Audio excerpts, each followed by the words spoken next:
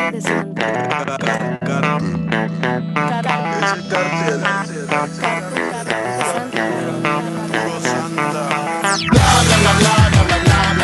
Welcome to Soccer Morning on NASN. Here's your host, Jason Davis. Good morning, everybody. Happy Monday. Welcome to Soccer Morning, North American Soccer Network, NASN.TV.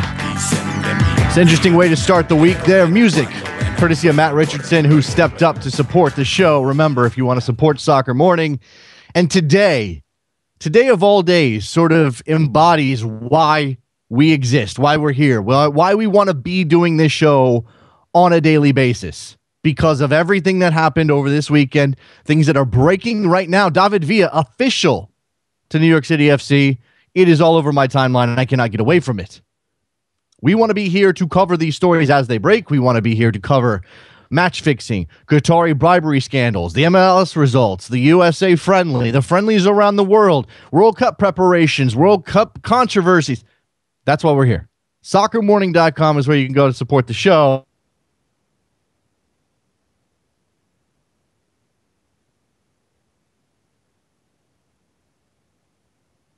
Here. And that's how you show it via SoccerMorning.com. All right.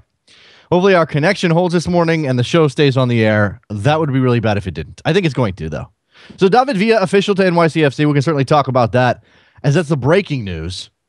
The other rumor for NYCFC, of course, is Frank Lampard coming.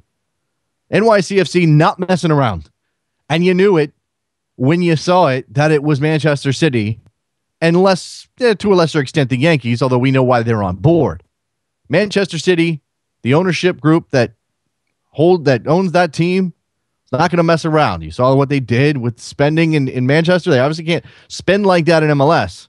They can throw their cash around on a couple of names. It's pretty big, David Villa. And we can open up the question of whether or not David Villa and Frank Lampard coming to MLS makes this a retirement league again. Do we have to talk about that again? I think there's plenty of young talent in this league. You look at that Portland Timbers, Vancouver Whitecaps game yesterday.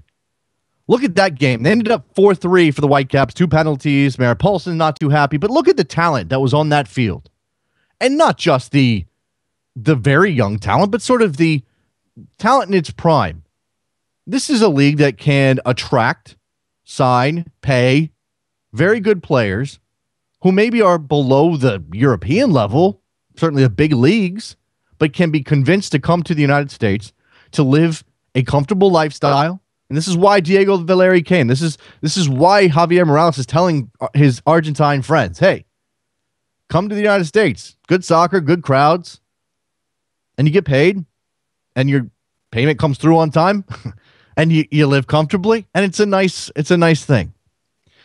So it's good to have a positive right off the bat here with David Villa, with this move for NYCFC, bringing some more talent to this league. Again, whether you want to talk about being a retirement league situation, it's fine. We can have that discussion. But it's nice to have a positive this morning, because I was leading in with a bunch of negatives. My rundown this morning doesn't look pretty. It looks sad. It makes me this weekend. I mean, we had the USA Turkey game. I'm really happy about the World Cup being right around the corner. I'm excited for the World Cup. I'm ready to watch soccer on the biggest stage in a country that loves the sport.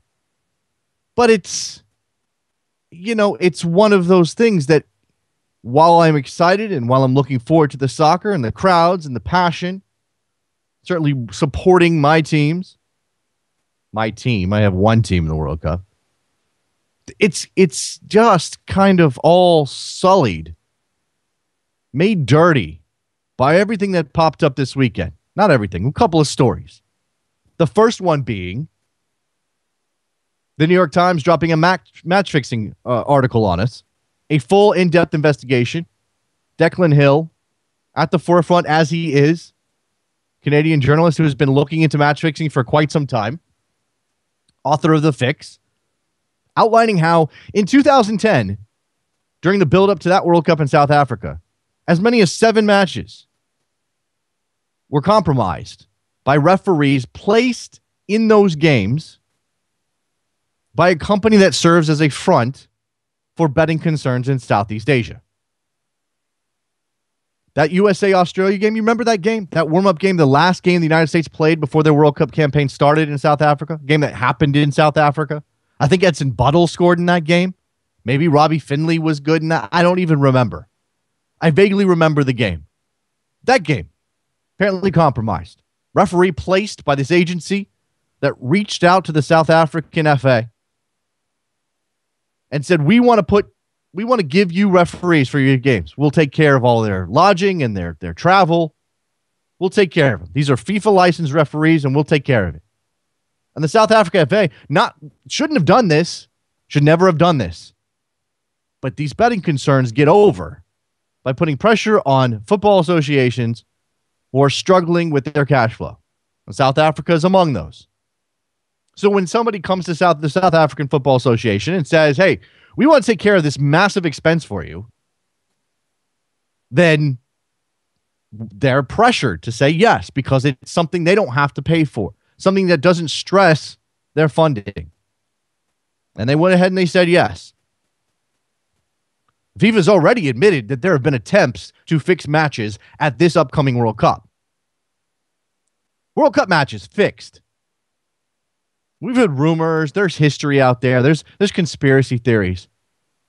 But to have it blatantly admitted that World Cup matches could be fixed is troubling. It's sad. It hurts me as a soccer fan. Should hurt you as a soccer fan. The other news out this weekend, via the Sunday Times of London, shock of all shocks, the Qatari World Cup bid for 2022 was corrupt. Emails and emails and emails and ledgers and bank accounts and all of these things that the Sunday Times got their hands on. Courtesy of who? I don't know, but we'll talk about that. The Qatari World Cup bid being corrupt is not necessarily a surprise, but to have it put in writing, to have a reputable news organization say, here's the proof that we've got, that people were paying FIFA officials to vote for Qatar in 2022. And one of those people doing the paying is Mohammed bin Hammam, former Asian Football Confederation president, former vice president of FIFA, former challenger to Sepp Blatter for the FIFA presidency. A man who the Qatari bid says had no official capacity with their bid, had no unofficial capacity with their bid, was not working on behalf of their bid, despite the fact that he's Qatari, despite the fact that he was the former Football Association president, despite the fact that, of course, he wants his country to get the World Cup. Ridiculous notion that Mohammed bin Hammam was not working on behalf of the Qatari bid. Ridiculous. Because that's the official response from Qatar. No, he didn't. He wasn't working for us. What are you talking about? No, that didn't happen. No, we're clean. We vehemently deny any wrongdoing. Okay. Sure. We all believe that. No, we don't. Of course we don't. We knew it was dirty from the very beginning. And the sad part about this isn't a correction of a wrong if and when Qatar loses the World Cup in 2022. And you want my opinion on the record, it's going to take a lot for there to be a revote. There have been officials out there calling for a revote, for a rebidding process. Sorry, I'm cynical about FIFA. A rebidding process is only another opportunity for graft. It's only another opportunity for money to be channeled to people who want to benefit from their position, who want to profit from their position. Do I really want a rebid? Do I really want to go through that process emotionally?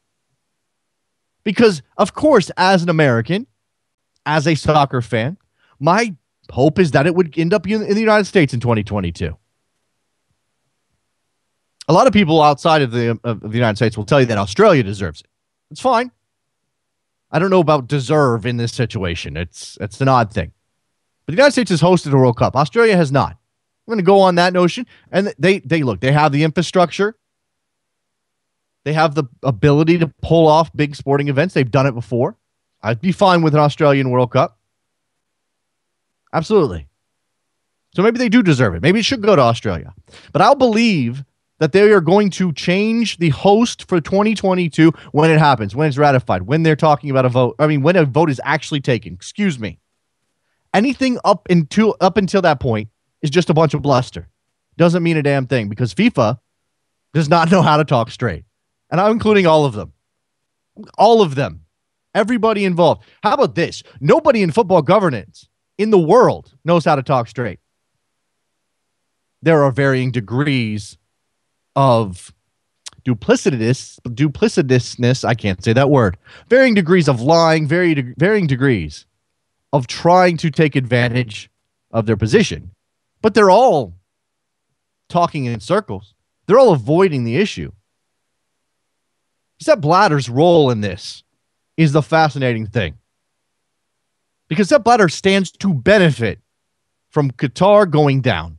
Because Michel Platini is connected to the Qatari bid. He supported the Qatari bid. We already know that Michel Platini was pressured by the president of France to back the Qatari bid because of Qatari investment in that country. That happened. There was a dinner. It's out there, reported. Michel Platini backed Qatar because France has their hand in Qatar's pocket. I'm not beholden to any I'm not beholden to any laws here that say I can't say this. This is out there. I'm not gonna dance around the subject. So with Sepp Blatter is saying, I did not back the Qatari World Cup bid. I was for the United States. I thought this was a mistake. And look at his rhetoric leading up to this bombshell. Pay attention to what Sepp Blatter says in the press when he says it and how he frames it. World Cup in Qatar is a mistake. It's too hot. We're going to have to move it to winter, knowing that's going to piss off everybody involved. And then suddenly, the Sunday Times has millions and millions of documents. That's the word they used, proving that the Qatari World Cup bid is dirty. He'll clean out Platini. Obviously, Mohammed bin Hammam has already been banned, no longer involved in football governance in an active role in an official capacity.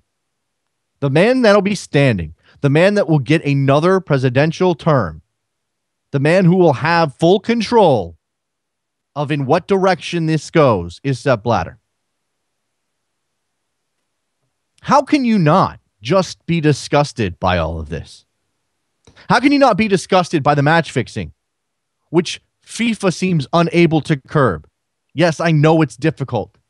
I know there are people that are out there that are susceptible to being bribed. I know there are players who want to feed their families who aren't getting paid, who can be bought off. I know there are referees who do a thankless job to begin with and might be coerced into taking money. Read the New York Times story. Talks about a referee, a story, an anecdote of a referee walking to a bank with $100,000 the day before a game. How can you not be disgusted by all of this? And here we are on the eve of a World Cup, the biggest, most exciting, most engaging, most engrossing, best freaking sporting event in the world. The best thing in the world. And I'm disgusted today. I'm feeling sick to my stomach today. I can't turn my back on the game. I love the game. I love soccer. I love football. It's not going to happen. I'm not going to walk away. So I have to do these mental gymnastics. I have to exercise cognitive dissonance and just flat out ignore that all of this is happening. I have to pretend when the ball is kicked in Brazil that there's no hint of match fixing anywhere, that it's not possible. I have to ignore that not only is FIFA corrupt to the core, not only is there internal politics that are going to leave Sepp Blatter standing atop a mountain that he doesn't deserve to be standing atop of, that Qatar got a World Cup they didn't deserve. Not only am I going to have to deal with that, I'm also going to have to deal with the fact that FIFA walked into Brazil and with the help of the Brazilian government, took advantage of its people. that FIFA brings a tournament to a country nominally as a reward, as a celebration. This is the home of football. Okay, sorry, England, whatever. The home of football. This is where people care the most. This is where the expression of passion is most evident. Day to day, week to week. This is where it's happening on the beach. It's happening in the favelas. It's happening in the streets. It's happening everywhere. This is where football happens. And they're going to be worse off when the tournament is over than when it began, or when they were awarded the tournament. Blame the people of Brazil for their failure to be ready. We saw another link today. The stadium in Sao Paulo will not be ready for the opener. Whose fault is that? It's not the people of Brazil at fault. Again, we come to this moment. We stand here where, 10 days before kickoff?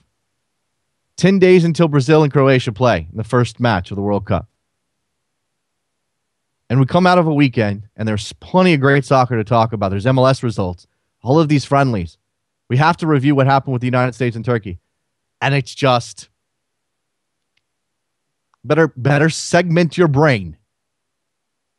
You better love the game over here and realize what's really going on over here and not let the two cross. Not let the two come together. Don't let those things mix, because it will take away from your enjoyment.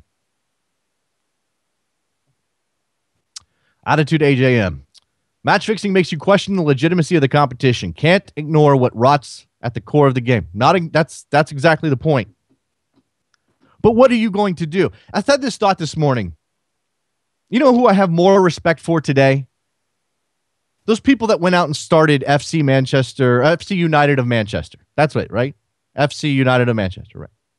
Those Manchester United fans who were so disgusted by the way that Sky had grabbed control of top-level soccer in England and was so disgusted with the way that their club was being run, Manchester United, the club they had supported for generations, that they said, screw this, we're going to go start our own team. We'll enter the bottom of the pyramid.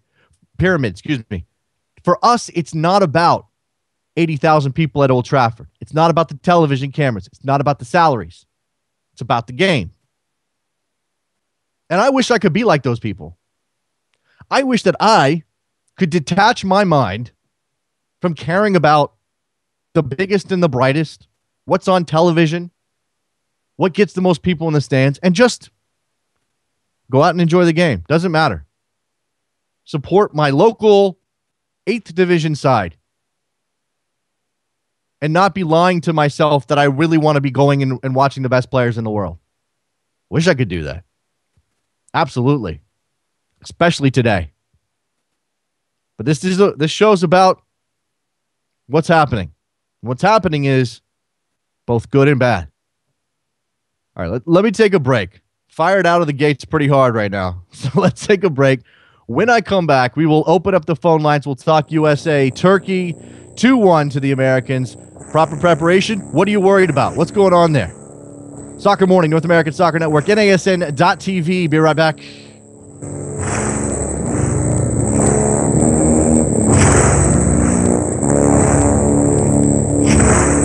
That's a music malfunction right there.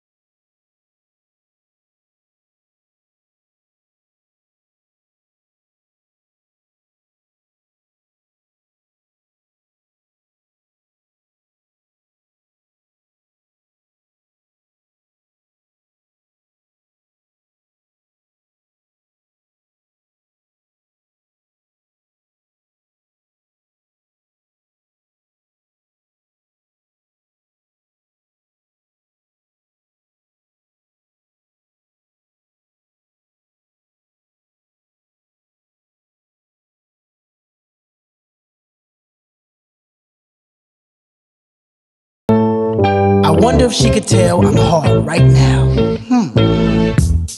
Yeah, come on, dance for me. Welcome back to Soccer Morning on NASN with Jason Davis. Thanks again for the music. Matt Richardson supporting the show at soccermorning.com. I saw the song Too Close by Next, and I was like, I didn't really remember that it opened up that way. But thanks again, Matt, for your support of the show. And sorry about that song to close out the last segment. Had a file corruption issue. So Para no verte más did not play correctly. Maybe we can fix that later on. All right, we're back on Soccer Morning. Let's move on. Let's talk about results. Let's talk about games. Let's talk about what happened on the field around the world. I'm going to start with the friendlies. United States and Turkey is the one that matters most to Americans who root for the U.S. national team here in this country. I'm opening up the phone lines because I want to know from you what you saw in that game, what concerns you, what's positive about that performance. Because it is easy, especially ahead of a World Cup, especially considering the opponents the United States will face when they get there. It's easy to be negative. It's easy to imagine the absolute worst case scenario. It's harder to pick out reasons why the United States will be competitive when they step on the field against Ghana, Portugal, and Germany in a couple of weeks' time. Rick from Philly, you're on the air. Hey, Jason. How you doing? I am good, kind of, maybe. If you heard that last segment, it might not be good. I know exactly how you feel. I wanted this morning to call in and talk about the U.S. national team, and I wanted to talk about, the great experience I had up at Red Bull Arena, with all the American Outlaws and with the game. It was fantastic. But then you see the stuff about the match fixing. You see the stuff about, about Qatar corruption that we all knew, but to actually see it on paper, you see the stuff about David Villa, and it's just so depressing. It just sucks the life out of your morning. It absolutely does. It absolutely does. And you know what it comes down to? You look at it, it's a tree, and if the core of the tree is rotten, the branches of the tree are going to be rotten. But I don't know that's true, Rick. I mean, let me spin this into a positive. I know I was very doom and gloom, and I was very maudlin and sad and depressed in the last segment about these things. But the core of the game are the fans. The core of the game is that amateur level, people going out and playing for the love of the sport. The core of the game is not FIFA. The core of the game is not the games that end up under the match-fixing radar. The core of the game is, the 10-year-olds out there. That's the core of the game, Rick. No, I mean, that's true. It is. And, Galeno said that he traveled the world and he was an addict for soccer because all he wanted to see was a beautiful play, a beautiful run. And everything else, even the leagues themselves and the teams, everything else was getting between him and that. And he likened it to the experience of trying to get closer to God. Yeah. And I suppose it's like that. But when I say the tree thing, I mean structurally, as long as the governing bodies and as long as the teams themselves don't have moral authority, they can't enforce this sort of thing. Well, how can Michel Platini, even if he wanted to, reasonably enforce financial fair play against the oil-rich team? Well, if he himself is not morally above that, how can FIFA enforce that if they aren't morally above that? All right, I think that's a slippery slope that you're outlining there. I can see your point, but I hope that even if Michel Platini is beholden to certain interests, he can be trusted to administer from a UEFA perspective something like financial fair play, especially considering the review process that went into that structure. I hope so. I mean, I might be wrong. Now let's just go ahead. Okay. Well, I mean, you say that, but then at the same time, he votes for Qatar because he was pressured by the French government because of their trade interests. Yes. But at the same time, how can he then effectively enforce a team that is essentially financial fair play against a team like PSG, which is essentially owned by the state of Qatar, by their sovereign wealth fund? It's a good point. It is a good point. Now, we see PSG being punished under financial fair play. Maybe that sleight of hand a little bit, especially considering that for both PSG and Manchester City, the most high-profile clubs to be hit by financial fair play, it's kind of a sliding punishment scale. If you sort your books out, you won't be paying it. It's only TV money that you won't get instead of money that you're actually paying via fine. I don't know. I really don't want to go down the financial fair play. I get what you're saying though, Rick. I think it's important right here to note and you talked about moral authority, and you talked about the federations and the people involved in governance in these individual countries. And I've always maintained that nothing is going to change at FIFA until someone high profile makes a major statement, most likely via secession. Germany's going to have to pull out. Brazil's going to have to pull out. The United States is going to have to pull out because the United States has commercial clout within the country. Whether or not AT&T and Coca-Cola and all of these companies follow suit is probably unlikely, but at least you would have a visual representation of the Americans saying enough is enough. I don't see anything coming out of U.S. soccer today, and I don't want to get angry about it, but I'm thinking, the more I think about it, the more I wonder why there's not at least some sort of statement. You've got the FA president of Australia talking about their role in the investigation. They were obviously aggrieved over the decision for 2022. 20 million Australian dollars went into their bid from the government, from the people of Australia. So there is some moral impetus from that angle for them to look after themselves in this situation. You've got Greg Dyke of the FA calling for Qatar to be stripped of the World Cup. And yes, the FA likes to bluster and say a lot of things, but at least they're talking, Rick. You also have the KNVB over in Holland, which this morning, our time, put out a statement calling for them to be stripped of the World Cup in 2022. So where's U.S. soccer, Rick? Where's U.S. soccer? Well, no, that's you're absolutely right. And, I think part of the problem is, too, with soccer and its relative position in U.S. society, you don't have any sort of governmental pressure or any sort of governmental interest involved. You have Damian Collins in England. Okay. You have politicians in the Netherlands. Sure. You have politicians even in Spain today. Okay. Who are calling for investigation. So should I call Where is that pressure? Should I call up my senator and my congressman and ask them to put pressure on U.S. soccer to at least make a statement in regards to this issue? And I actually did this morning. You did that for real? I did, yes. Good for you. Good for you, Rick. I will say this. People on Twitter are telling me that they understand the approach of silence because this may end up benefiting U.S. soccer in the end. They may end up getting the World Cup because they played the FIFA game or went behind and played backroom politics. I think the time for that has passed. If you weren't going to play the FIFA game during the bidding process and then you got your clock cleaned because Qatar did, don't do this now. Show some guts. That's all I'm going to say. Show some guts. I don't even care if the World Cup comes here. I mean, obviously I would love for it to, but at this point, I am more concerned about the direction this thing is headed in, and I'm more concerned that U.S. soccer is looking weak in this moment, and maybe that I should give them another day or two, Rick. I guess that's possible, but in this moment right now, is U.S. soccer look like any sort of leader whatsoever? No, they absolutely don't. And considering their position in CONCACAF, considering their position financially, U.S. citizens bought the second most tickets for the World Cup after Brazil. Yeah. U.S.-based companies are most of the major sponsors for the World Cup. This is, the U.S. has power if they choose to use it. The question is if they're motivated and if they're willing to risk those relationships in order to do it. Mm. I appreciate the phone call, Rick. Thank you. All right, moving on. Who's on the line with me? Hey, it's Raph. How you doing? What's going on, Raph? Not much. I was actually at a Red Bull Arena too, watching USA Turkey, and it looked like a fantastic environment. Obviously, a win for the United States. That's everything that's good about going out and supporting your national team. And then again, you wake up today. Maybe you saw it over the weekend. You wake up today and you read the paper. You look at nobody reads the paper anymore, but you look at your news feed and you go. You just want to slam your head into the desk and not get up. Let me tell you. I mean, so I do a little bit of political work, okay. Right? Yeah.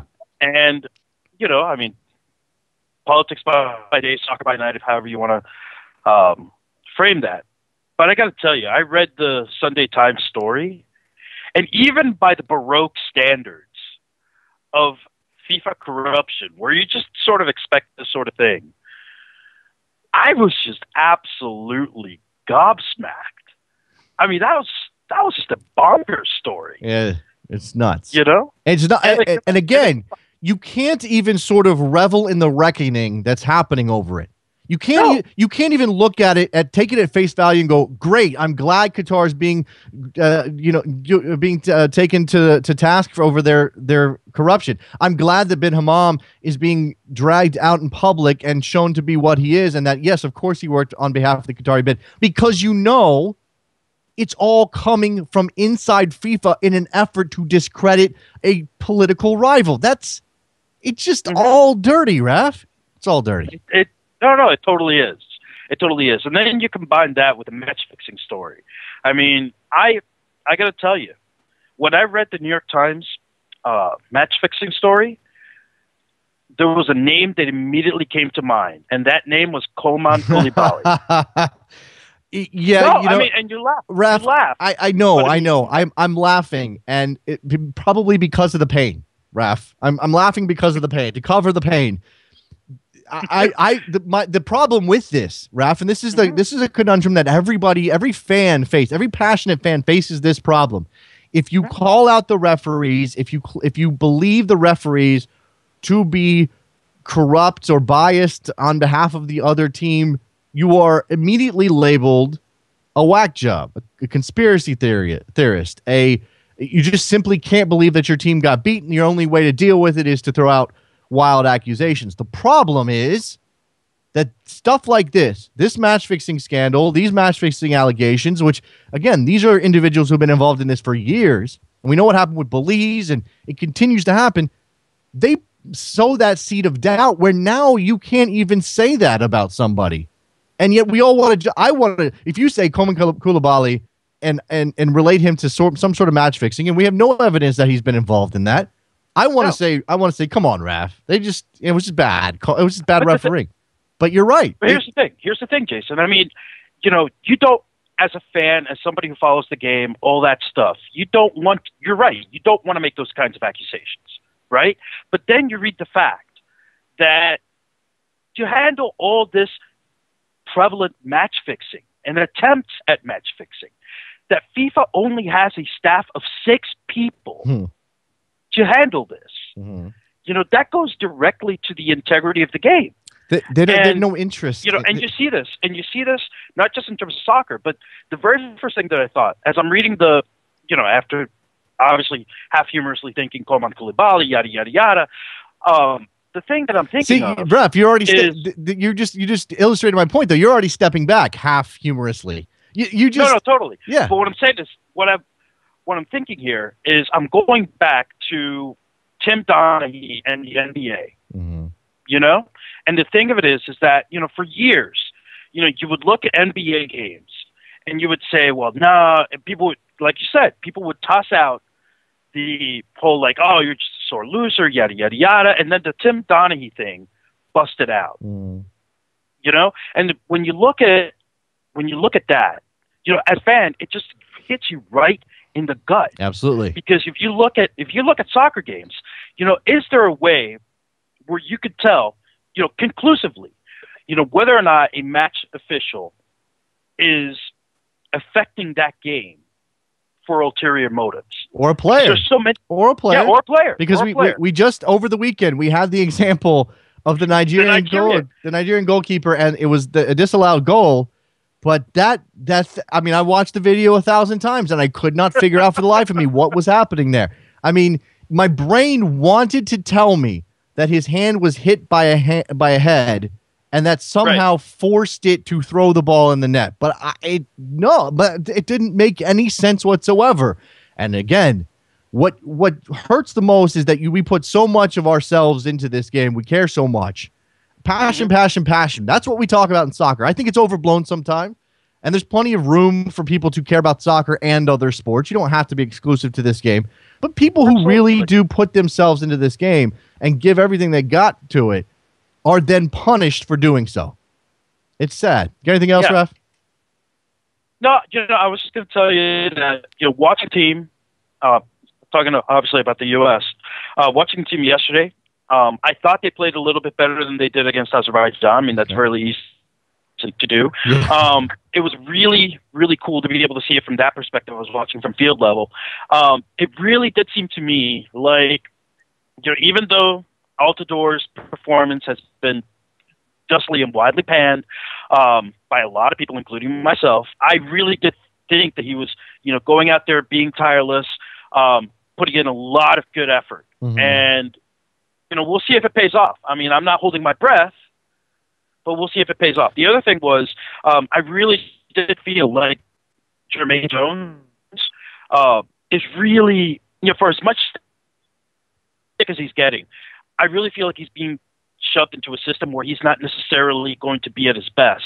And even though Kyle Beckerman has certain limitations that we're all aware of, I really do think that if we're going to be sticking with a diamond, we're probably going to have to go with him over Jermaine Jones. Okay, fair enough. Appreciate the phone call, Raph. Thanks a lot, man. Yeah, not a problem. All right. Nick in Toledo's on the line. Nick, hold on one second because I want to read this. When we're talking about this sort of depressing news day in the soccer world with the match fixing scandal, with the Qatari bribery scandal. This is from my friend Richard Whittle over at The Score. He writes, the headline on this piece is Why Football Will Survive Match Fixing and FIFA. Here's his question. Is it morally responsible to even watch the World Cup, a tournament which lines the pockets of football governors and possibly far-off match fixers? I don't have an answer, yet I think it's important to make a distinction between the game itself and the corrupt, self-interested, moneyed world which surrounds it. Though FIFA might have you believe otherwise, association rules football existed for over 40 years before a handful of nations of Europe decided a world governing body was necessary, in quotes. Football came before FIFA, professionalism, the influence of the international gambling syndicates, television right bids, the Bosman ruling, etc., etc. Football came before the fall and will outlive it. I like that a lot. Nick, what's up? Hey, what's up, Jason? How you doing this morning? Man, it's a day. What a shocker! The Qatari bid was corrupt. Yeah, we're all gobsmacked. That's a good word. I want to talk about the USA Turkey game. How much of a leash does Altidore really have here with Klinsmann? I mean, the guy's not scoring goals, hasn't been exactly in the best form, for Sunderland. I mean, at some point we got to put the ball in the net, and you need your striker to be doing that. And there are plenty of other, I shouldn't say plenty, there are other guys on this roster that we know can put the ball in the net and are in good form. So what kind of time frame are we looking at? I mean, is he the number one guy going into the World Cup, or do we need to be looking elsewhere? There is no reason to think that Josie Altidore won't be starting if healthy in every single game of the World Cup. And I would make the argument that that's the way to go, because regardless of his scoring struggles, and yes, those are significant, and you're a striker and you are paid to score goals, there are other elements of that job that often get overlooked that Josie Altidore does well and did well on Sunday against Turkey. And I don't think there's a player, certainly on this roster, this 23-man roster, that can replicate what Josie Altidore can do. And I think that you need it. I think that you need Josie Altidore's physicality. I think that you need Josie Altidore working off the ball. I think you need Josie Altidore being big and strong. And yeah, we need to see him take some chances. And I saw him hesitate a couple times yesterday, and that bothered me. Hopefully that confidence will come, and he'll put the whole package together in time for Brazil. But even if he doesn't, if he does in all three games in Brazil what he did yesterday for the United States, that makes the United States a better team. Yeah, I mean, you want him to hold up the ball, which is good in some points, but there were a couple of opportunities where you're just like, man, put the ball in the net, go one-on-one with the keeper, and some of the stuff dictates that. I get that, but you wanted something positive instead of the doom and gloom, right? So how about this? I thought Yedlin and Brooks came in the second half, and I thought they did okay back there. I mean, It wasn't anything flashy, but considering where they were, I thought they improved this weekend. Absolutely. I think DeAndre Yedlin, the most notable thing about his performance was that he was defensively sound when he was in the correct position. Now, you still wonder if he's going to end up getting caught out if you ever put him in at right back in a game that matters. But when he was at home, when he was able to recover from moving upfield and getting into the attack, he was solid defensively. I thought he just battled. I mean, you obviously want to you ride a fine line as a defender between fouling and being physical, and I thought that he did a good job of that. Yeah, if he's gonna see any minutes against Portugal, he's gonna have a fun time over there on that right side. How about this? Anyway, how about this for a positive, Nick? Since we're looking for positives, nobody got injured, and considering what happened around the world this weekend, that's a positive because Mexico lost Luis Montes, Italy lost Montalivo. Frank Ribéry picked up an injury, still on the 23-man roster for Didier Deschamps, but could miss out, at least on 1 or 2 games. So to have no Americans go down injured in this game is a very good thing. Keep our fingers crossed. We got one more to go in Jacksonville, and then we're on to Brazil. Absolutely. 2022 USA. I'm all for it. All right. Call your congressman. Seriously. I'm not kidding about that. And Rick said he did so. If you honestly think that a U.S. soccer needs to do something, you know, maybe your argument will be, well, if they keep their mouths shut, they're more likely to get the World Cup. Is that really the sort of moral calculus you want to do? You want to make that deal? Are you really going to advocate for U.S. soccer to keep their mouths shut, not say anything, not come forward and be a leader in world football, just on the off chance that there's a revote and they might get the World Cup in 2022? I don't know. 917, you're on the air.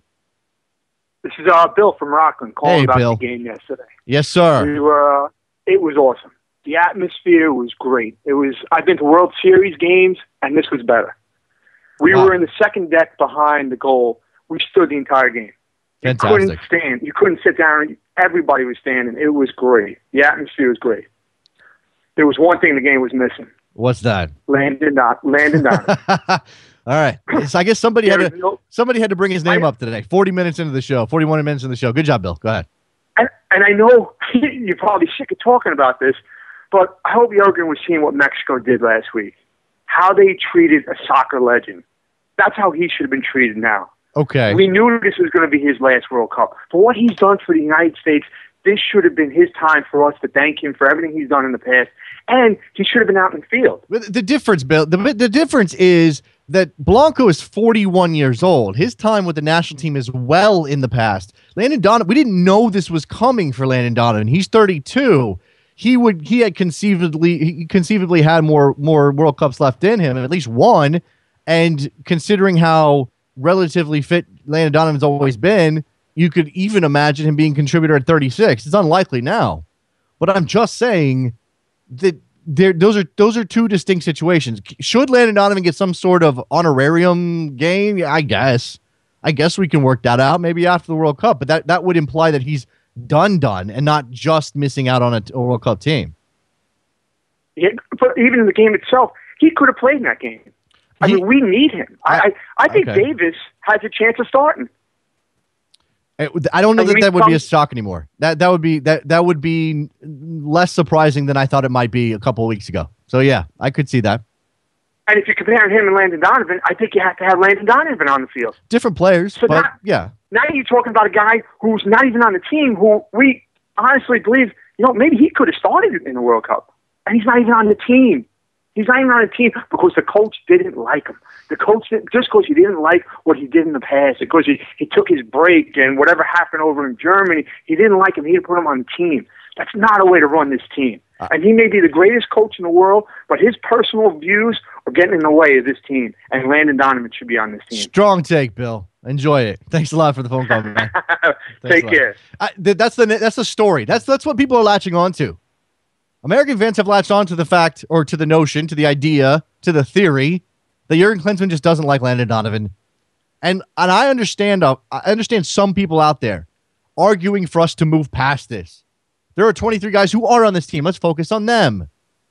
Okay, sure. But this is the biggest name in the history of American soccer. This is a guy that we assumed as little as a year ago. Maybe not because he was on a sabbatical.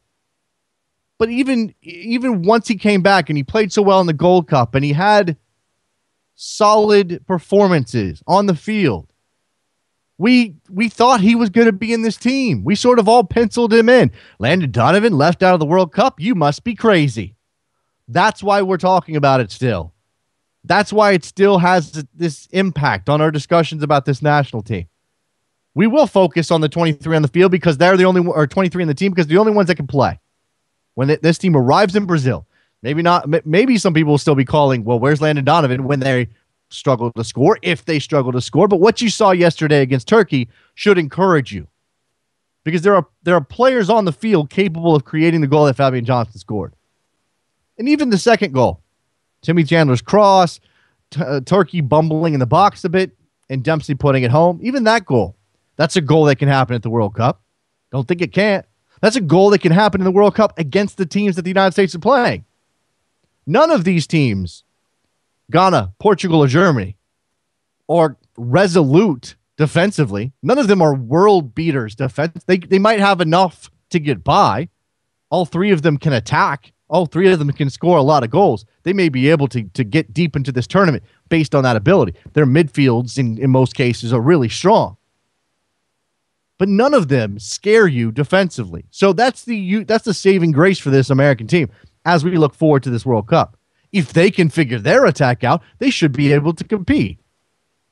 All I'm saying is that it's not a foregone conclusion. And even if you want to focus on some of the negatives yesterday, certainly there were some visible on the field. That defensive line is an issue. Sure. And if the United States is going to play this diamond formation, then the fact that you do not have two holding midfielders makes you more susceptible, especially to those dangerous midfielders from the other side. How do you play a diamond against Portugal or Germany? How do you play a diamond with one holding midfielder, expecting him to carry all of that load, unless you're going to end up with, and this is the adjustment that Klinsmann said they specifically made in the second half. Going forward, diamond. In defense, coming back, when Turkey had the ball, that was a flat line of 4-4-2. It was a flat line in the midfield. Bring Michael Bradley back and allow him to support. Now, that means a much bigger burden on Michael Bradley to cover space, to be mindful of where to be when the ball turns over. I mean, you can say all you want about changing the formation in attack and defensively, but you also have to consider how that impacts the individuals who are responsible for making that formation shift. And Bradley's the guy. It was key in the attack. The second half, and if he's having to deal with more defensive responsibility, and I'm comfortable with him doing that, it just means they're not going to be as dangerous moving forward because he's got more ground to make up. 765, you're on the air.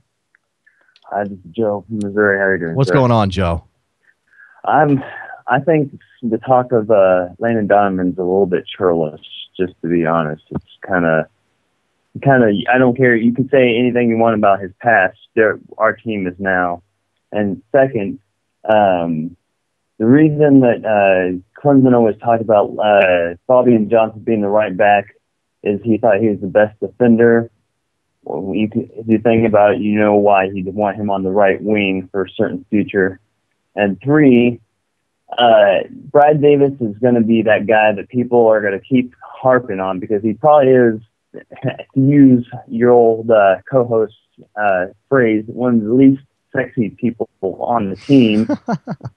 But here's why he works in Landon on that team in an incredible way. And this is going to take a lot of people off. They don't want to hear it. But besides his free kicks, the man has always been good at possession. He's very good at getting into spots and bringing his backs into the position, which is, if you listen to Klinsmann talk, 100% what Klinsmann wants. So he gets in the spots. He can make danger for the attackers. He can put the ball where he needs it, and he's going to bring the backs in to help on the attack. So he fits the team.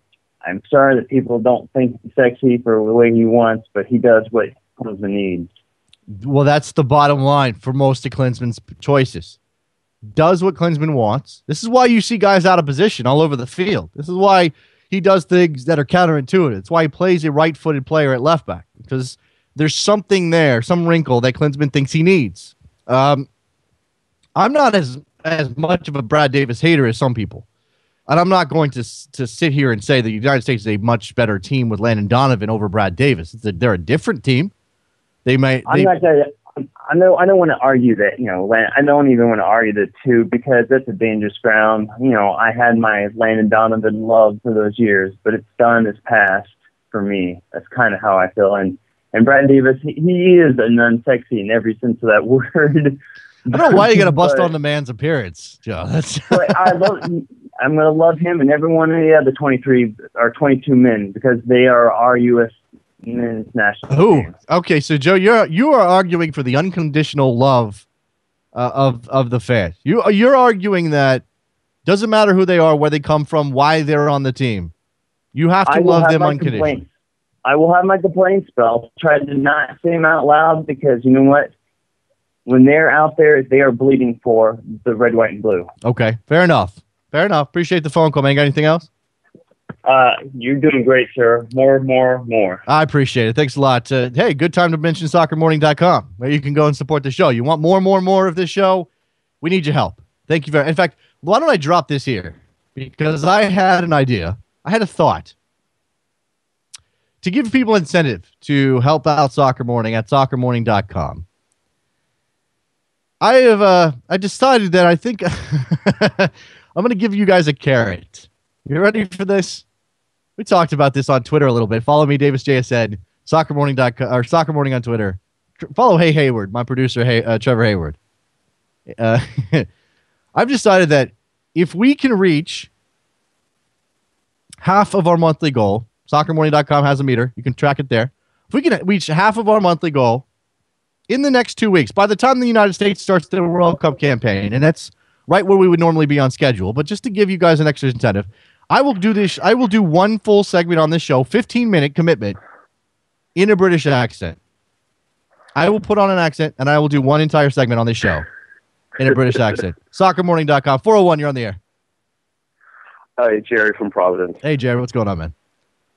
No, but I kind of have to disagree with the last caller that you had there. On which point specifically, Jared? This is the point that he said that we all have to get behind them. Like, I know we have to support them, but Clinton said himself, in U.S. soccer, we don't put enough pressure on these people, you know? So, like, if they have a bad performance or we don't just agree with something, we need to put pressure on the team and everything. We need to, like, kind of push them. So, the philosophical question of what a fan's job actually is. And this comes up every time there's booing or whistling in England specifically. But I imagine in some European locales, they may discuss it as well. There's this deeply philosophical question of whether or not fans should boo their own team. Whether or not you're supposed to just suck it up, support them. Look, if something bad happens, if a player can't score a goal, if he's playing poorly, it's not your job to hate on him. It's your job to support him, to boost him up. I wouldn't go as far as to say we have to boo them, you know, but I feel like after the game, we should really, like, we have the right to go and analyze their performances and criticize them, you know, because, like, all of the bigger soccer nations do this, you know, so I don't feel like it's going to hurt the team. I don't feel like these players are so mentally fragile that we start saying something against them and they're going to lose it. You know? Okay, that is certainly, that falls into the Klinsmann philosophy, Jared. You're right along with old Jurgen on this, because he certainly wants to see a more pressurized environment on American players, and I agree that ultimately we need to get there. I don't know that our reason for it is to be like other countries. I know what you're saying, though, that this exists in places where the game is much more important on a day-to-day basis. And this is what Klinsmann has been saying about getting guys to Europe. He wants them out of their comfort zone.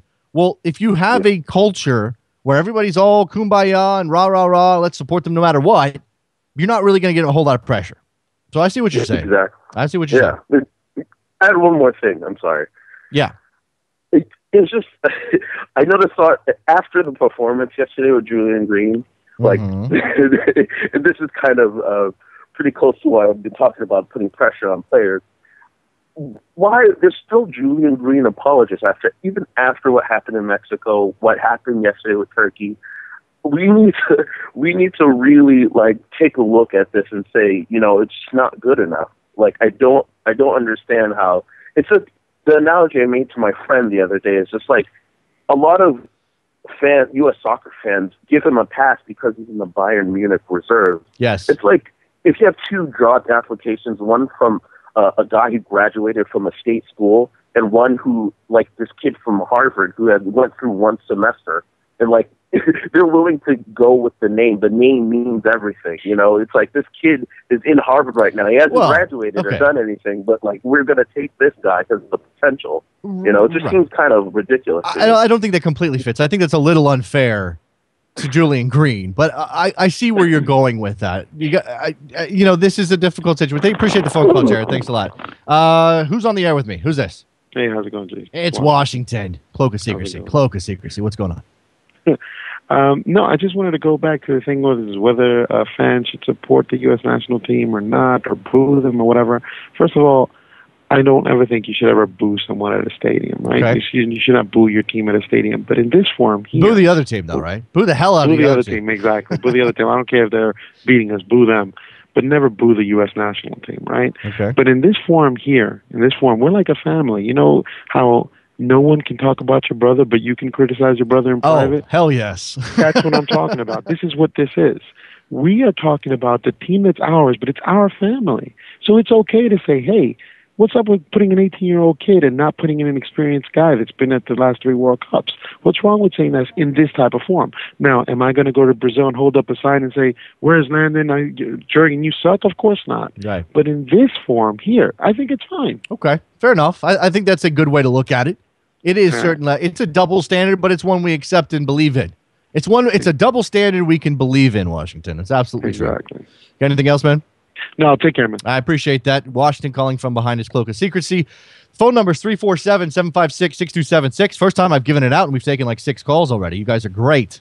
Keep them up. Let's go. Let's talk some more USA Turkey. Let's talk about these other friendly results. I was looking at the scoreboard, the score sheet. What are we? The results sheet. I don't know. I got to soccer this up a little bit. I was looking at some of these scores. Croatia beats Mali 2-1. Algeria beats Armenia 3-1. Let's see. Netherlands beat Ghana 1-0. Portugal and Greece, full-time scoreless draw. We obviously know Mexico beat Ecuador 3-1, but lost Luis Montes and perhaps Rafa Marquez. I need to get an update on the injury to Rafa Marquez. Colombia tied with Senegal 2-2. Italy 0-0 with the Republic of Ireland. Yesterday you had a couple of games in addition to the United States game. If I could just get my computer to work here, I'll tell you what those scores were. Belgium beat Sweden 2-0. France tied Paraguay 1-1. Germany tied Cameroon 2-2. Honduras, CONCACAF representative, throttled by Israel 4-2, although I heard partly down to an own goal and some defensive issues. I mean, that's obviously troubling. So what I'm saying here is nobody's really steaming into this thing. A couple of teams where it looks really good. But I don't think anybody's going to look at Germany tying Cameroon 2-2 and imagine that means Germany's not going to be a threat in this tournament. Who's on the line with me? Who's this? Hey, Jason, David Prescott Valley. How you doing? Hey, Dave. What's going on, man? Hey, I got to first tell you that, I've been listening on the podcast. Unfortunately, some stuff going on in my life I haven't been able to call, but the last week has been the best week of your show since you started. Appreciate that. Well, don't take this in the wrong way, Jason. I give you, of course, lots of credit, but I think the reason why the show has been so good, and I'm challenging all the listeners to continue this, is that you don't have people like me getting on the air every single day. People need to call in, and they need to express their opinions, whether it's Donovan getting cut or no matter what happening. The show was great when everyone's calling in. And, I had doubts about the volume of listeners you have, but I don't anymore, Jason, because, man, as soon as that Donovan thing happened, it just exploded. So the show's been terrific, so I'm challenging all the listeners to keep it up. Yeah, all 15 of our listeners called in that day. Dave. No, it's better than that, Jason. You know that. So what I was going to say, I just want to make some quick observations. First of all, Jason, did you see the latest installment of this Road to Brazil thing? On Thursday. Yeah. Yes. So it appears to me, and I don't want to overread into it, but it appears to me that both Julian Green and his mother more or less implied that, hey, he's going to the World Cup. That's why he chose the U.S. That's what I got out of what those two both said. I think it's time, and Jurgen has openly encouraged this, and believe me, it'll be nothing compared to what he went through when he was the German coach. But the U.S. soccer media needs to start busting his ass about this. And I'm not talking about in little blogs. I'm talking about in the press conferences. They need to go after Klinsman and say, look, you got a guy out there who is a talented kid, but clearly looks overmatched. Why are you taking him? Tell me why right now while you're taking him. They can He needs to answer that question. Dave, they can't make him tell the truth. They can't make him give up that answer if there is one to give up. If it's not this abstract notion of, well, he's a talented kid and he can make some. I did think he doesn't do himself any favors when in the aftermath of yesterday's game he says, well, all of that training was a lot for an 18 or 19-year-old kid. No crap. Of course it was. That's why you don't bring him, because if he's not going to be able to handle that, why is he there? There are other guys who can. There are other guys of equal ability, or it's a subjective measure, but maybe better ability, more ability to contribute to this team, who could handle that training, who wouldn't be showing up at the game looking like he's not made for this, that he's not ready for this yet. He looks overmatched. I mean, once in a while you'll see this on all levels of soccer. I don't care if you're in the third division and you get some young kid and he's completely overmatched, or if it's a first division, you got a third division guy coming in, he looks completely overmatched. And that's what this guy just does not look like he belongs on the field to me. And I don't think he also showed yesterday that he doesn't have a right foot. That cross that was brought into him by, I think it was by Zusi, all it needed was a simple right-footed finish, a one-time finish. He couldn't do that. He had to go to his left foot to try to control it, and that's basics. I mean, at that level, you should at least be able to put something on the ball. So enough about Julian Green. Okay. But we've seen Brad Davis struggle with that same exact thing, and I'll say this too: Mix Diskerud had the opportunity to perhaps take a shot on a volley and chose to try to bring down a ball from Josie Altidore, and missed an opportunity to shoot there as well. So go ahead.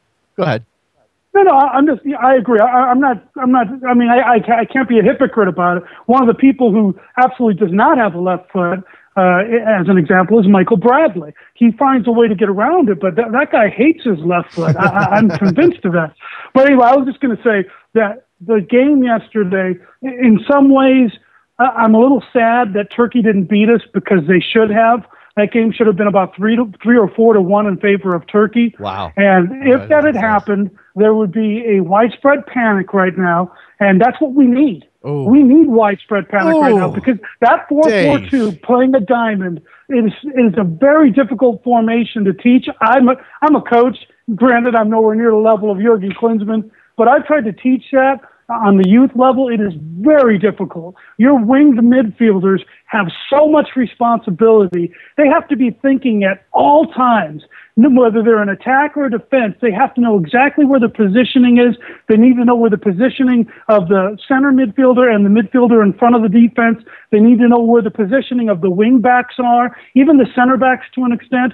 And I just don't think that we've had enough time to implement a system like this with our winged midfielders. And they're not good enough anyway. Dave, you're killing me with this. We need the panic. Thanks for the phone call, man. I cannot get on board the notion that you want your team to fail in any game so that it can bring about some other result. I just don't buy that. 240, you're on the air. Hey, Jason. I was at the game yesterday. I just want to let your previous caller know that taking a 50-yard half volley first time is not a simple finish. Which one are we talking about? The Julian Green chance. That's not a simple one-touch finish. Oh, you mean the ball was 50 yards? Yes, absolutely. I see that was a very difficult ball to handle. It was a fantastic cross from Graham Zusi. That shows why Zusi is a starter and why he's a player on this team. I don't necessarily blame Julian Green for having trouble bringing it down in that moment, especially considering he had a defender on his back. Yeah, I agree. I really just couldn't let that comment stand. I'm sorry. All right, man. I appreciate the phone call. Thanks a lot. Yeah. There you go. All right, let's take one more phone call and we'll take a quick break. 216, you're on the air. Who's this? 216. Hello. I can hear you. Who is this? Last chance. And you hung up. All right, that's a good opportunity for us to take a break. Soccer Morning, North American Soccer Network, NASN.TV. Remember, if you want me to do a whole segment with an English accent, You need to support the show. Soccermorning.com. We'll be right back. Y no me diga que no, que la vi con estos ojos que tengo aquí. Ella se alborota y se transforma, se pone loca y toma lo que fue.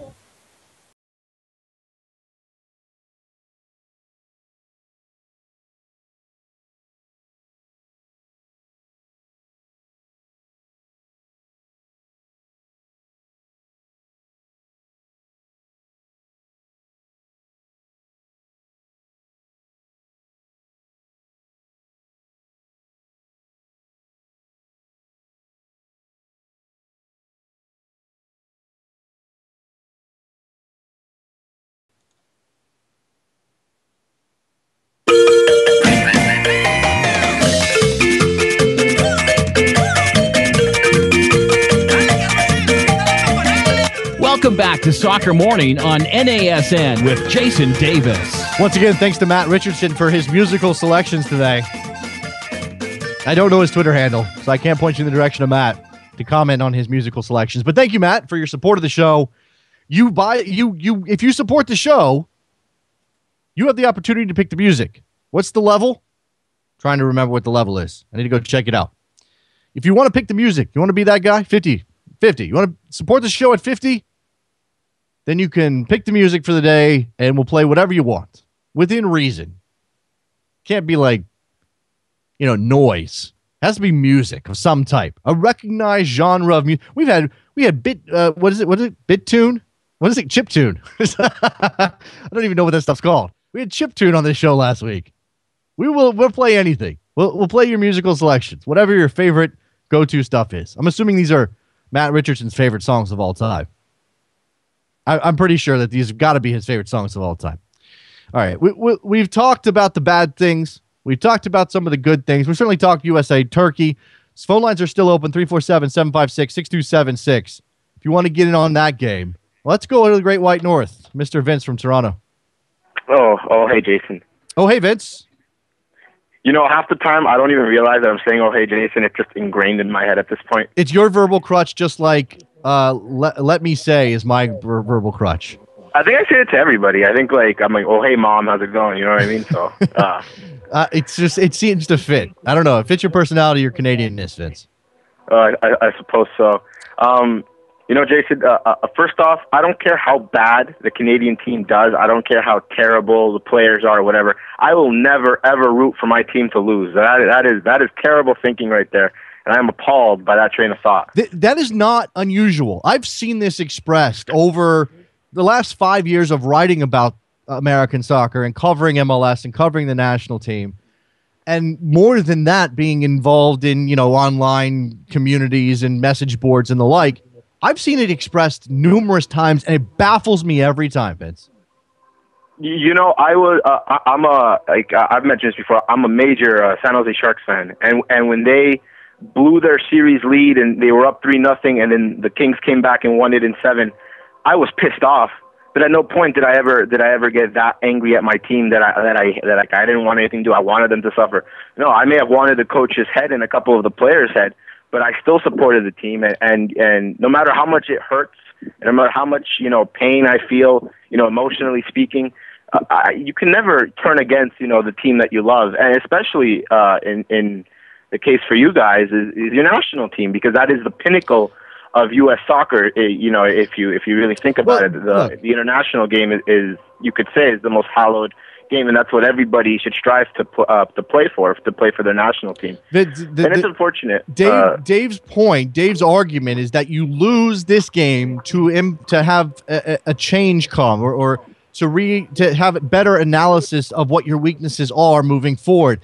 Dave's talking about it in microcosm. Maybe lose against Turkey to force the coaches to really look at their team and make some positive changes moving forward. In a game that doesn't matter, admittedly, losing to Turkey wouldn't mean anything except for perception, versus I've seen the argument that the United States needs to have a terrible World Cup so that the structure can be looked at again and U.S. soccer can take a hard look at the way that the game is run, and that may affect some change in the future, and U.S. soccer will be better off for it in the long run. Even if that's true, even if you could guarantee me that a bad World Cup would mean a better American soccer in the future, I still want them to win. Exactly. You hit the nail on the head right there.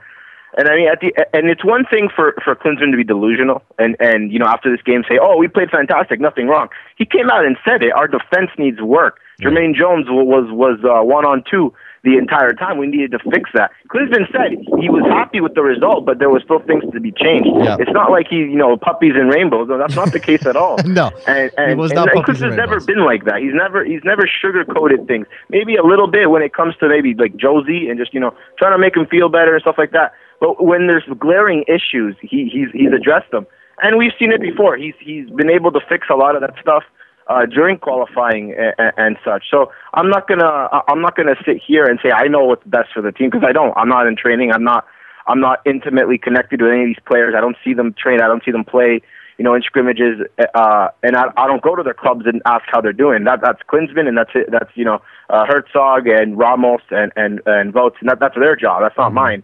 All you can do is simply watch the game and take apart what you see, the progress of the team at that point. Yep. So, we as viewers are totally entitled to our opinion, right? Everybody has an opinion, but at the same time, you got to realize that there's always more than meets the eye in these situations. It's not just what we see on the field and that's what's happening. No, there's so much more. There's so much more to it.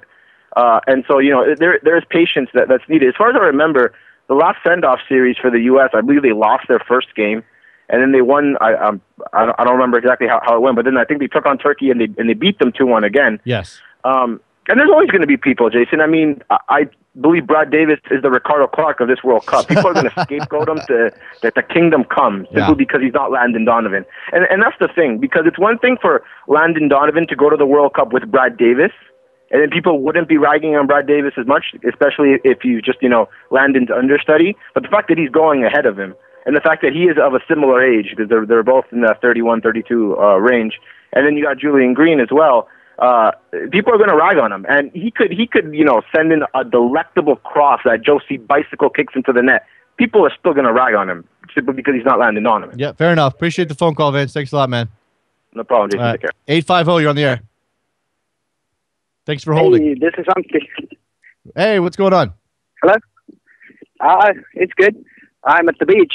Well, that's better than me. Enjoying today. So what's on your mind today?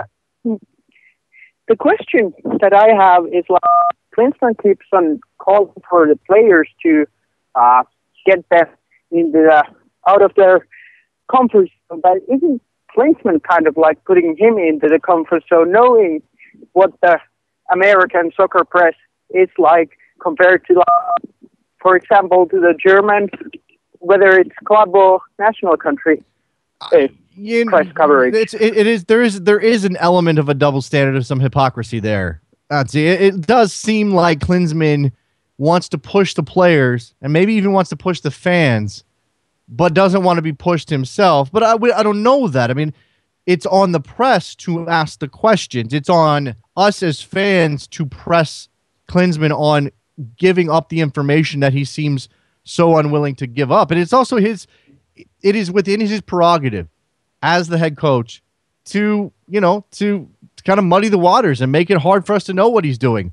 He's not beholden to us. He's beholden to winning games. I mean, ultimately he is beholden to the fans. But what I mean is his job is to win games, and he can rationalize, well, I need to not tell people why I left Landon Donovan off, or I don't need to tell people why I'm taking Julian Green, and that's going to help my team in the end. He may be able to rationalize those things. It's very possible. Yeah, that's all this time. All right, man. Appreciate the phone call. Thanks a lot for the support. It's our Finnish friend, Auntie. At the beach. Definitely jealous of that. All right. We have to talk MLS a little bit, don't we? We have to cover some of the results. I know there are other topics top of mind. Let me go to 631. Do you want to talk about MLS, 631? If we talking Red Bulls, then yeah. Oh, well, Red Bulls are kind of spiraling at the moment, but you don't want to talk MLS then, do you? No, I do. We'll touch on that. How's it going, man? It's Dan from New York. What's up, man? Hey, not too much, bro. Thanks for taking my call. It's been a crazy 24 hours. I'm just glad that I got your show. Did you go to the game yesterday? No, I didn't go, man. I'll be honest with you. I just wanted to sit back, watch it at home. Going to Jersey on the weekends is crazy. All right, so what's on your mind this morning? Hey, man, if we're talking MLS and we're talking Red Bulls, we need to move Thierry Henry out to the left wing, and we need to get a striker or a midfielder. Like Alexander, he's not cutting it, man. It's the same thing every week. The best he's ever played for us is as a wing player, and it's like he's inconsistent. Like, I was checking out the payrolls, and he got probably one of the second or the biggest raise in the offseason for the Red Bulls, so Pepsi's tied to this guy. But for me, and I know people are going to think it's crazy, we need to move Thierry out left. Left is kind of like the always revolving door position. Thierry's been a left winger, and it's like if we could get Drogba, he's only got one season left, right? Okay. You know, it's like we need to get some ammo. Like City just signed, and City I'm talking about, and like City, but yeah, I guess we call them City now. But they just signed David Villa, and you know they're going to get an impact number 10, or at least an impact number 8. To me, if we don't do something big and at least get Alexander out of the lineup, or at least find a way to get Thierry some help, it's a waste of the season, man. They may make the playoffs. I don't see them beating Toronto or like one of those. You know, when Bradley gets back, when you look at the depth of a Toronto in their midfield, they got Beck, they've got Osorio. You look at us, we've got nobody. Like move Thierry out wide, get us a striker, or at least replace Alexander. I just don't. I don't know how you move Thierry Henry away from goal and think that's a good thing. This is the thing. He started out as a wing player. And most of the time, if you look at it, he always stretches out wide to the wing and then creates some kind of cross. Most of the time. But he's playing with a player he can interchange with. Like, look at Dempsey and Obafemi. Like, they both interchange. And if you look at how Obafemi plays, it's kind of like Henry. Like, yeah, he's supposed to be the striker, but he drifts out wide and he sends in some service. And, you know, like, most of our dangerous stuff is where Henry finds Miller making a run on the left side. But where's Henry? On the left side, making that pass. Okay, fair enough. I mean, again, I realize what you're saying in terms of the way he actually plays when he's out there. But if you're talking about moving Thierry Henry from the start, his base position away from goal, that strikes me as odd. And I'll say this about Eric. I like Eric Alexander as a player. He might not work in this current Red Bulls team. He's a central player that's being pushed out wide, but he's probably not good enough to play centrally. Just not, just below the line. And Jason, I agree with you. Like, he's not good enough to play centrally. But when he's been most effective for us has been last year when he was interchanging with Sam on the right wing. And this year, he had a couple of good performances out left that pushed Steele out of the lineup. But when you have Dax in the middle, Dax, to me, solid defensive midfielder, not creative enough to be a good number 8 for me. And if you're going to pair him with another midfielder, we need an attacking option. And Alexander, like, I know he's Pepsi's guy. I know he got the raise, and I'm telling you, he got a super raise. And it's just not good enough.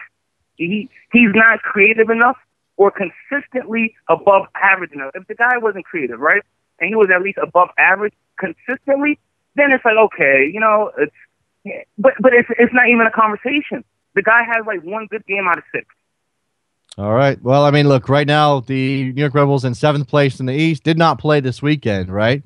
So we're talking about a team that didn't even hit the field, and that means that they got passed by some teams. I mean that they got passed by Toronto, who won. So there's some teams out there that the Red Bulls are going to be chasing down that have played. Well, actually, everybody ahead of them has played less games except for the Dynamo, or the same number of games. So it doesn't look good for the Red Bulls right now. I appreciate the phone call, man.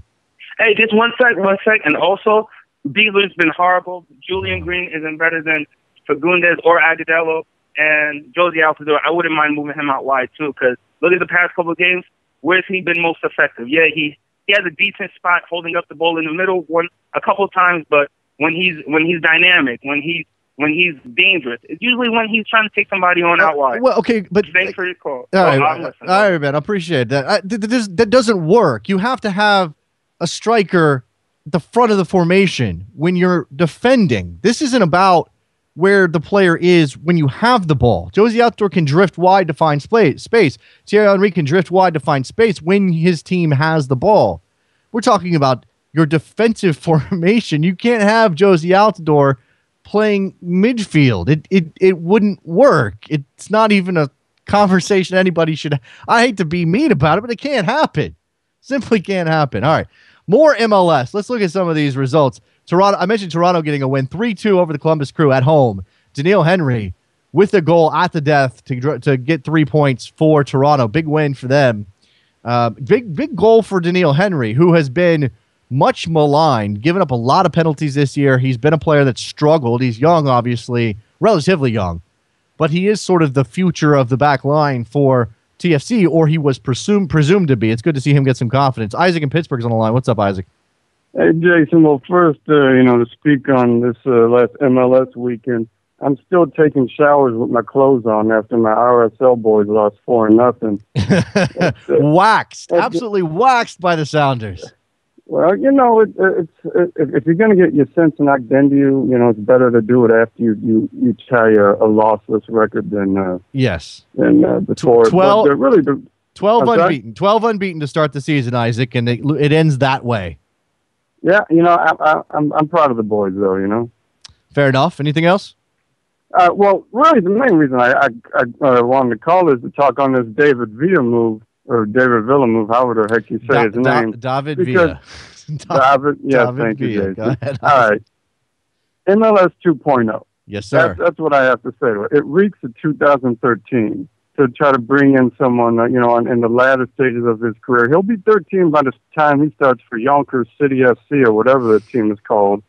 This is, 2014. We got to, be getting and bringing in players. Well, I know we brought in almost Philly Martins and, for last season. But, we need to be bringing in people like Michael Bradley, Pedro Morales, Amado Diaz. I would have rather seen a move for like Stefano Ferrari or Mattia Destro at Roma, people who are, about to reach their prime. No chance those players make a move to MLS. No chance, Isaac. I mean, it'll be nice. I mean, look, this is the thing about this. I'm going to have to let you go. I'm going to take a break here. Appreciate the phone call. The thing about the retirement league chatter, and I get it. David Villa is fairly old, 33 years old.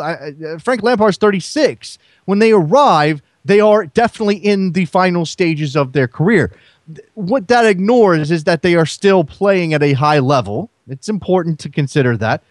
And the fact that these guys, you're going to have to pick your spots. There just isn't enough 28-year-old top-level talent willing to make a move to the United States at this point for you to ignore the possibility of signing a David Villa or signing a Frank Lampard. It's just not out there. So what you're saying, if you want to call MLS a retirement league for signing these two players, one club, by the way, one specific club signing these two players, then what you're saying is you'd rather them not sign players of that caliber at all, or maybe one every a couple of years to get one guy who's 27 to make the jump. Maybe that's the way to go. Maybe not. Let's take a quick break. When we come back, we'll finish out Soccer Morning, North American Soccer Network, NASN.TV. Don't go anywhere. We'll be right back. We'll talk some more soccer. A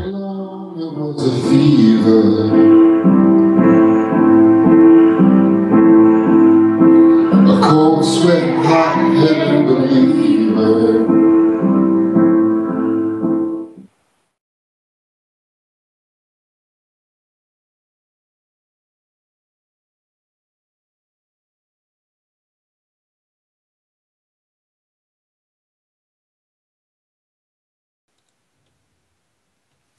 Que me disculpen los poetas, trovadores y coplistas, cantautores, barítonos, contraltos y artistas. Que me disculpen los intelectuales, pensadores, filósofos, teóricos y creadores. Yo solo sé. Welcome back to Soccer Morning on NASN with Jason Davis. Back on Soccer Morning. Yeah, the shortest break in the history of the show right there. Whoops. Just killed the music too quickly. Oh, well. Here we go. The last couple of minutes of the Monday program. SoccerMorning.com. Please help support the show. Reminder, yes, for Chris on Twitter, the English accent thing could be interpreted as a threat. I'm not really meaning it that way. I think it would be fun. Why not? What would this show sound like with an English accent? With an English guy doing it? If you want me to do an English accent for a full segment on the show, support us at SoccerMorning.com. And as always, you can step up, pick the music for a day, be a co-host for a day. Excellent stuff, excellent opportunities. Plug your website, your blog, whatever. It's all there. SoccerMorning.com. find out how to help us out and support the show. World Cup's coming. Should be a good one. I just don't want to look at the World Cup and the aftermath of the World Cup as like the end of anything. That's pretty much where we're at right now. All right. So we've been talking a little MLS. Phone line's still open. 347-756-6276 is your phone number. You can use that to talk about the MLS results. You can use that to talk about these friendly results. Whether or not any of these national teams headed to the World Cup should be worried about their play. Now, it's always dangerous to go and look at a scoreboard and make any conclusions because those don't always, the score lines do not always reflect the balance of play, how the teams showed up, what formation, which players were on the field. We go and look at rosters and lineups and determine, well, that wasn't their full strength team. That was a B side or a second team, or so and so wasn't starting, or they tried out a new formation they haven't used before, or they got a couple of bad calls against them, and all of those things matter. So when we look at the scorelines, we can't really draw any big conclusions. But again, your snap judgments are, look what happened to Germany. Oh, look what happened to France. Look what happened to who was the scoreless draw that I mentioned? There are a couple of those. So you look at these results, and again, these teams are supposed to be building towards a World Cup. Portugal, Greece, 0-0. You're supposed to be building towards a World Cup. So you want to see those signs of progress.